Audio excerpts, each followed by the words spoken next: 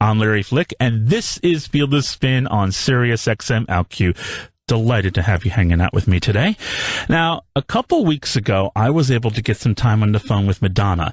She had just finished a show in Budapest, and I was a nervous wreck talking to her. She's one of the few famous people who sets me on edge, and I think it's because she demands that you be smart and on point. And if you listen to this conversation, you'll hear me flop sweating severely about 2/3 through. But you know what? She's such a great lady. Really, really cool. Really, really sweet. Really, really blunt. And I love an artist who's like that. Here it is, my recent chat with Madonna. So, Madonna, all the way from Budapest. Yes. And it rained last night during your show. Yes. Damn it. Now, was it open air? Yeah, I was playing in a, it wasn't a stadium. It was more like it was a racetrack, it looked like. Ooh. Yeah. That's odd. We play all kinds of places. And so open fields, racetracks. So now, right before we started, used car lots. Used car lots. No. That's what they feel like sometimes. But now, right before we started rolling, you said, "I'm never touring in the summer again." Have you been Have you been following the rain around the world? Is that what's happening? No, the rain's following me. Is it following you? For instance, when our tour ended last year, we went to South America because everyone said, in our winter, it's their summer, right? Yeah. But all it did was rain, and it was freezing cold. And then we went on tour this summer in Europe, thinking, okay, it's going to be sunny and warm, and every place we're playing is a stadium or an open field, and it's rained 50% of the time. So. Ugh. And, yeah. That's actually worse than being. The last time I saw you was at Madison Square Garden, and it was so hot. I think I dropped 10 pounds before the encore. Yeah, I'd like to find the in-between place. It would be good. It would be good. Are you having? Other than that, are you having fun on the road? I am. Does it still charge you up after all these years? It does, especially when we go to places I've never been to before. St. Petersburg was pretty amazing. That's nice. Playing Palace Square with the L'Ermitage looming over me with the beautiful statues on the building and at the top of the building. I mean, I've gone to a lot of places in Eastern Europe and in Scandinavia that I had never been to before, and it's been fun. And so, what goes through your mind every night before you step out? Well, different things, because different things are going on in my life. I mean, if I'm in a new and exciting place, if I'm playing a stadium in Rome and I can see the Colosseum, or I'm playing in Winter, Palace Square, and the Winter Palace is on one side and the L'Ermitage is on the other, I always feel a sense of history, like I'm surrounded by history, and it's exciting. There's a charge of electricity in the air. If I'm playing in a brand new place I've never been to before, and I feel, an overwhelming amount of welcome and enthusiasm and excitement, then that's a different kind of energy. If I'm playing and I have, like when I was in Madrid, I had Penelope Cruz and Pedro Almodovar and, people that whose work I really admire in the audience, then there's a different kind of charge. It's different every show. Are you ever nervous? Are you ever frightened? Of course I am. Yeah? Mm-hmm. You don't strike me as being the type who gets nervous or frightened. That's actually, it's kind of heartening to know. Get to know me. It makes me feel better, because I'm one of those very nervous guys. Everything kind of gives me a little bit of a jolt, which... well, I don't think there's anybody that... If you care about your work and you care about what people think of your work, then you're going to get nervous. It's just to lesser and greater degrees, depending on where you are and who's in the audience. How much of the tour is left for you? Because it not much. It keeps like getting 10 more extended. days. Yeah. That's exciting. It is. Are you going to just go and have a big nap after, or do you already have 3 things lined up? No, because then my kids go to school, and getting up at 7 o'clock every morning is not having a big nap. So now... There's no break for Mom. Are 3 of the 4 kids in school, or is the little no, girl? Mercy's going to be in school, too. They're all going to be in school. Wow. Yeah. That's crazy. So do you ever do the whole lunch packing thing, the juice?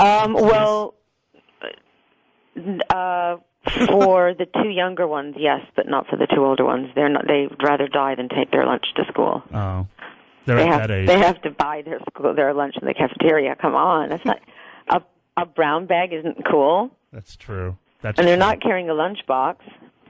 Oh, remember lunchboxes, though, back in the 70s? Yeah, with Did the you have- thermos, the did- matching thermos. Did you have one? I did. What was yours? I don't remember.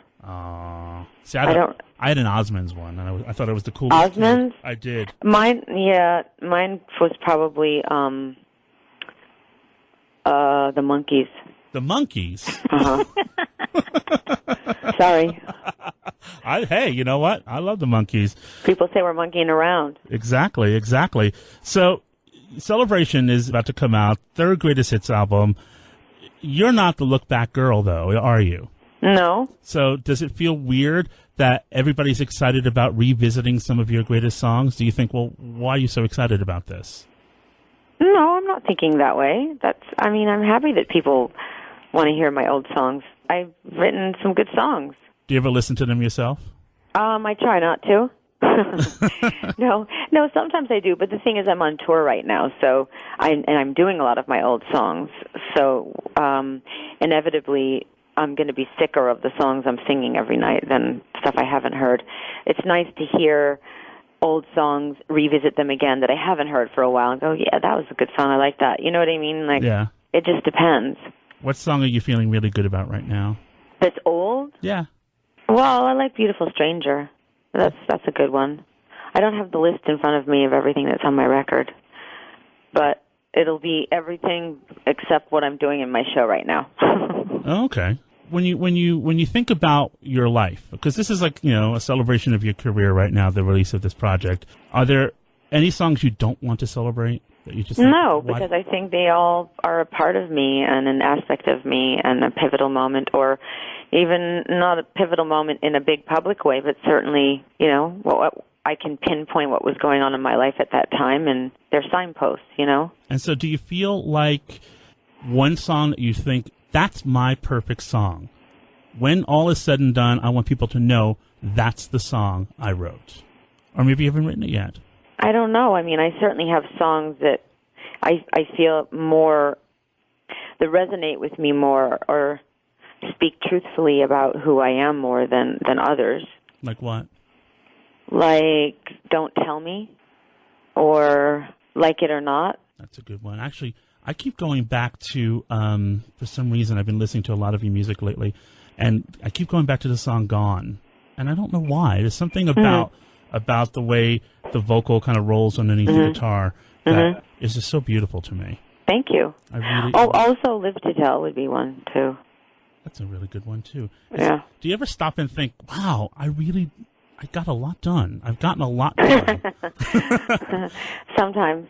Do you ever, that would require free time. You're not the sit-around girl either, are you? No, not much. Not with kids and a job and stuff. But every once in a while I do have a moment of reflection, and it's usually because I'm forced to look back at it from somebody else's point of view, or, someone does like a retrospective of my career, like filmically or something, or musically, and then I go, oh my God, I did all that? It's usually somebody else that's reminding me. You have this knack. You have these great songs that are pointed lyrically. I think about, the songs of American Life, for example, which is one of my favorite records. And then you have these great songs about, come on, just dance and just party, celebrate, for example. Which kind have you noticed hit people stronger from your point of view? I think people who are more politically aware and want to be inspired will like my songs like American Life, and I think people who just want to have a good time will like my more kind of, let's have fun kind of music. And I think, people are in different moods at different times, because I'm in different moods at different times. So what are you listening to these days? What music is turning you on right now? I'm listening to a lot of electronic music. Do you still like going clubbing? Yeah, but I certainly don't go clubbing when I'm on tour, because it's not really good for me. Because you can't talk loud after shows and stuff in smoky nightclubs. To go back to the experience of being on the road, it almost sounds like it's a military operation for you. How long does it take to get ready to go on the road? To put a show together, you mean? Yeah, for you physically, because you're in immaculate shape. I don't know how you get ready for that.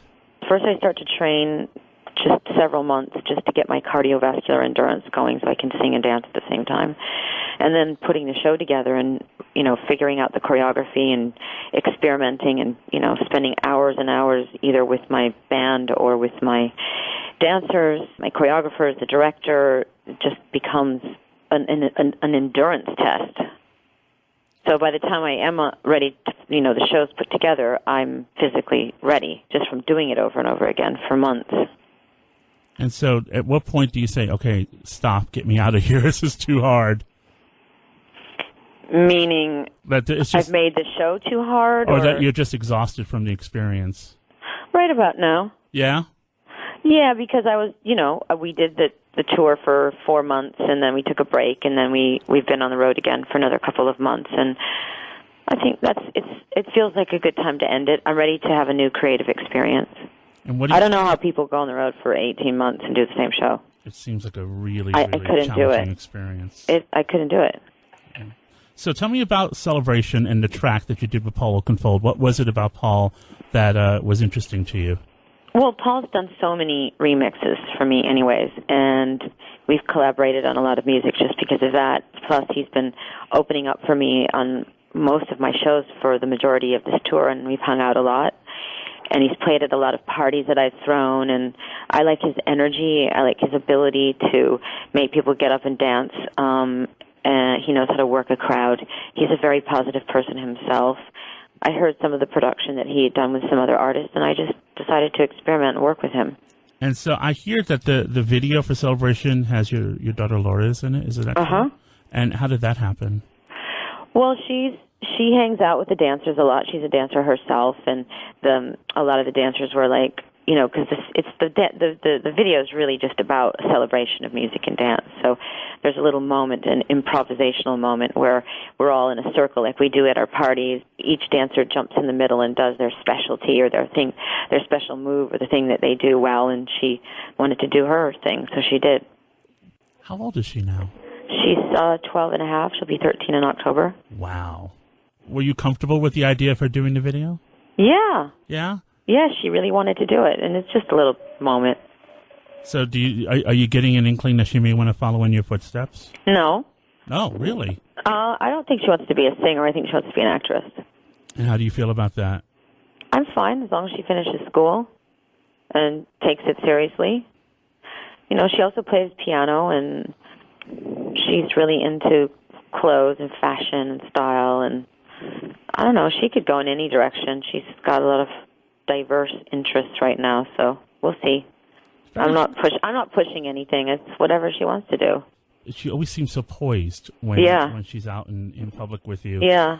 Well, she's grown up in the limelight for sure. I mean, protected, but since she was a tiny baby, she's been chased by paparazzi. So, how is she responding, and how is she dealing with being the big sister? Because is she protective? She's super sister. She's amazing with the two little ones. She has the typical relationship with her younger brother, Rocco. I mean, they're like, I love you, I hate you every 5 minutes. Sure. But with the two little ones, she's great. She's amazing, very protective. God, Mercy is so beautiful. She has eyes thank you. that will just melt your heart. Yeah, for sure. Are you going to be a mom to any more? Who knows? Is it something you'd like? I got to ask. You know what? I really have my hands full right now. I'll bet you do. I had no idea. Okay, that's all I'm going to say. But we never say never. So well, that's a good thing. What do you imagine your next record's going to sound like? Have you had a chance to think about that?